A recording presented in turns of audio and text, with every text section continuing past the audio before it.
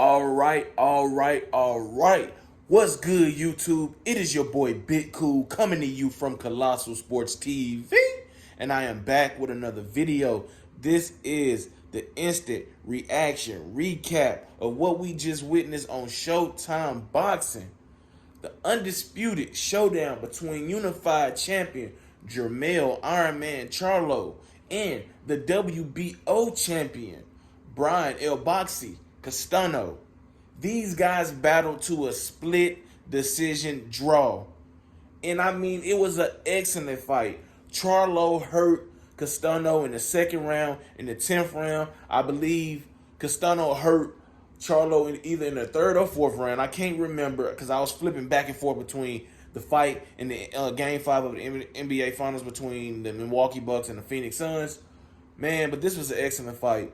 I am not outraged or angry at the decision. Now, what you can be outraged at is the 117-111 scorecard in the favor of Jermell Charlo.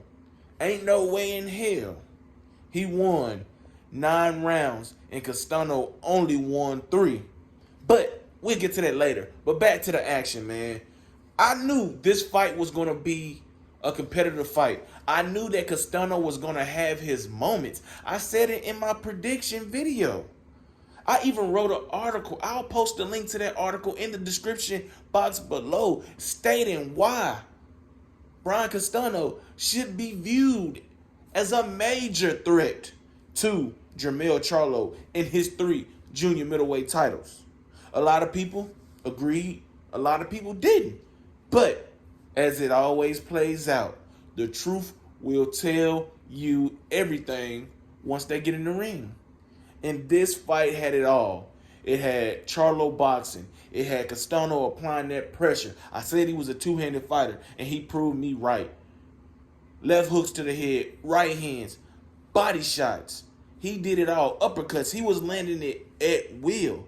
And he had a lot of his success when Jermell Charlo, for whatever reason, would just go back to the ropes, stop throwing his jab, and just be a sitting duck.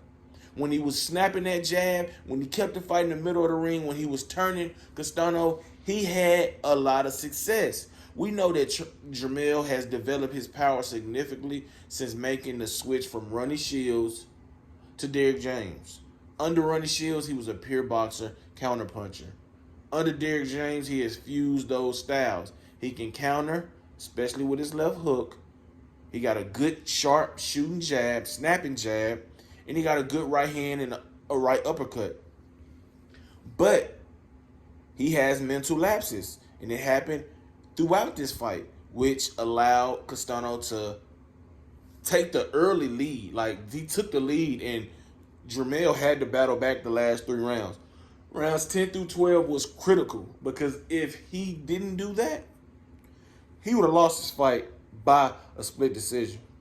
Yes, that Nelson Vasquez card, 117-111, would have still been bullshit. Probably would have been like, whatever, 114, whatever, 115, 113, whatever they would have did. You know what I'm saying? But the fact that he was able to win the last 3 rounds saved his titles and him from taking a second defeat in his career. Obviously, when you produce a great fight like this, a fight of the year type fight, you got to run it back. It was a draw. It was 2-way action. It was a competitive fight. There's no other opponent these men should be facing in their next fight other than each other. I hope the sanctioning body organizations don't get in the way. Pause the mandatories until sometime in 2022 because this fight was too good to not see a sequel. Simple as that. These guys put on a great fight. And the only asterisk is that 117-111 card by Nelson Vasquez. It's ridiculous. It's incompetent at the highest level. I don't know what fight he was watching, but I know the fight I was watching and other boxing pundits and boxing fans was watching, and this is a close fight. It was a close fight, and I'm glad the other 2 judges exercised common sense and knew what they were watching.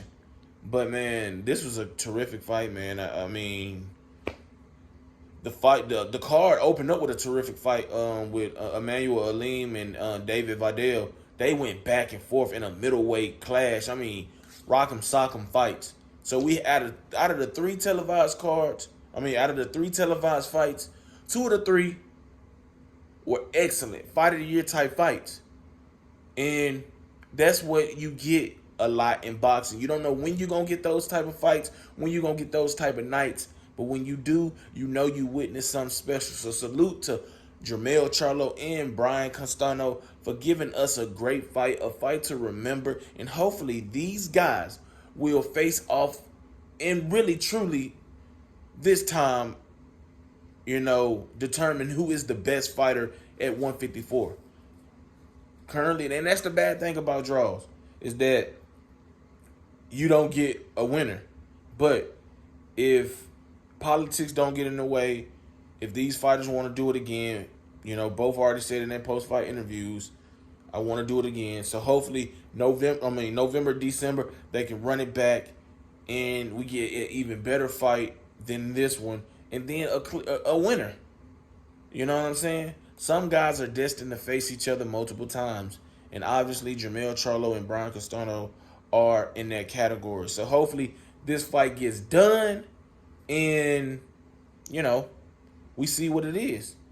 Like this video, subscribe to Colossal Sports TV, turn those notifications on to be notified every time I upload content. Let me know in the comment section down below what y'all thought about this fight. Who did y'all have winning and why?